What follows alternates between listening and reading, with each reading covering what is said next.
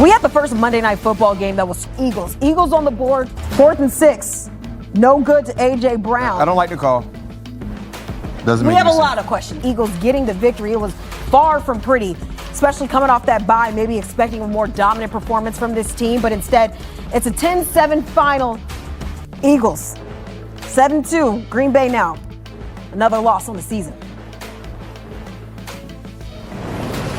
Here with Brian McFadden and Emory Hunt, and if you like defensive football, you had to love this one. But guys, before we even get into that, I think we got to talk about maybe one of the biggest storylines from this game, because I want to start with that Eagles final drive of the game. 4th and 6. And B-Mac, you've already alluded to it. I mean, you're in field goal range. They opt to go for it instead of forcing Green Bay to score a touchdown. Instead, that pass falls incomplete. Emory?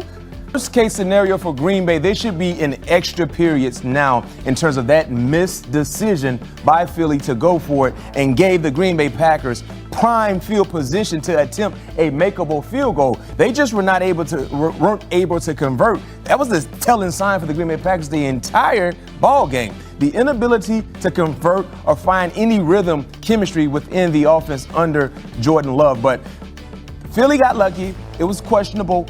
I think they should have punted the football, because we know long field goals during this time of the year is difficult in Lambeau Field.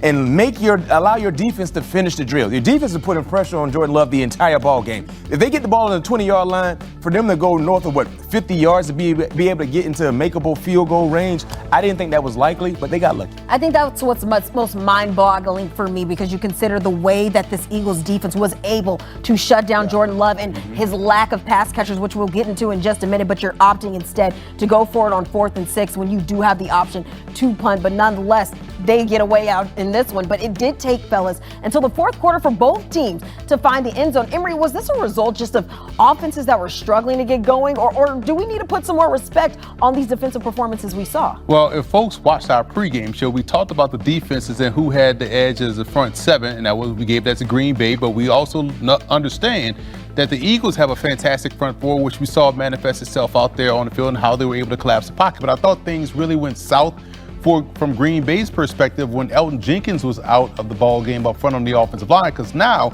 you lose a guy that can help spearhead the ball, starting to sail out high, which made it easy for the defensive backs to go and play it on the opposite side. For the Eagles, it was more so about them just deciding, hey, are we going to stick with the run game, or are we just going to try to pick plays? I felt like they were calling plays and not running an offense tonight. Yeah, both defenses really had the upper hand on either offense, right? Especially for 3 quarters of play.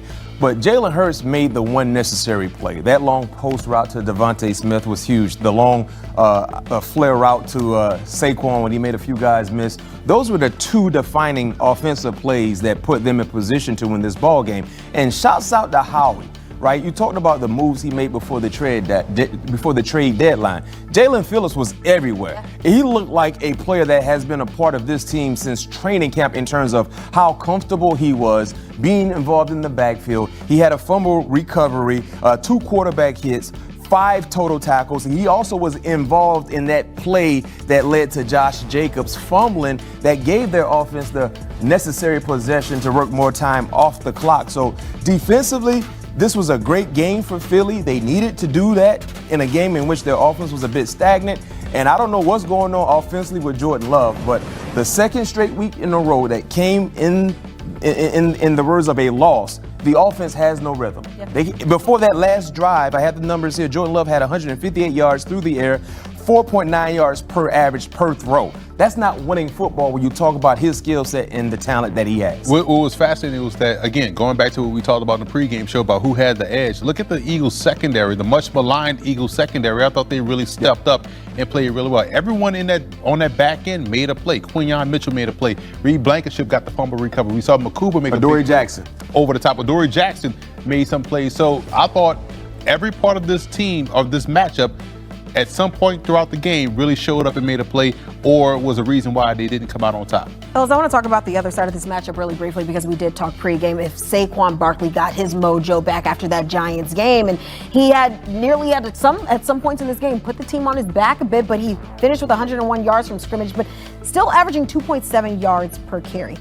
any concerns going forward, Emery? No, this was mainly matchup based. This is a very good front seven, two very good edge rushers, two athletic and superior inside linebackers that have no qualms of going downhill and attacking the run game. So the fact that he got to where he got tonight is kudos to him, because this was a very good defensive front seven. So I'm not going to be concerned about the yards per carry or the yards per carry as a team, because this front seven really can stop the run, because those two inside backers, along with what they have along the defensive line. Yeah, I do agree. We talked about the Green Bay Packers being a really high-level run defense and having some issues last week against the Carolina Panthers and Rico Dowdle, so kind of getting back to the basics and performing better, and they did.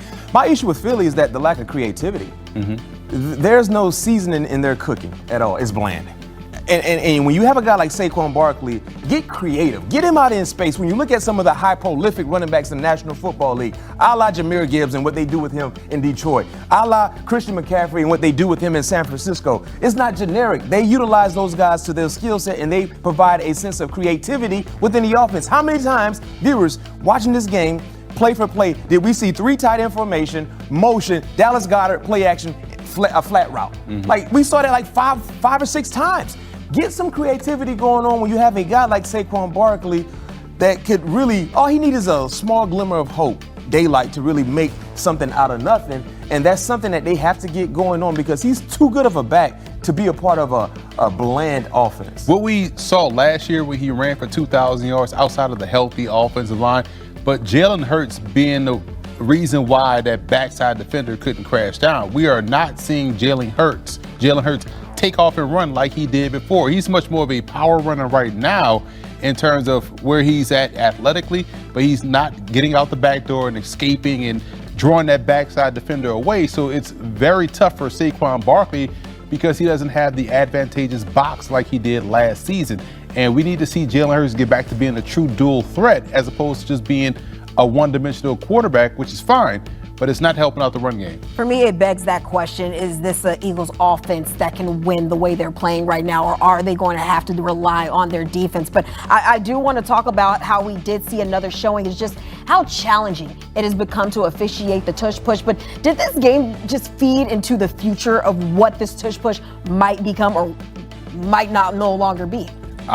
As a kid, I was always rational and dealt with logic. Like, is on, is off.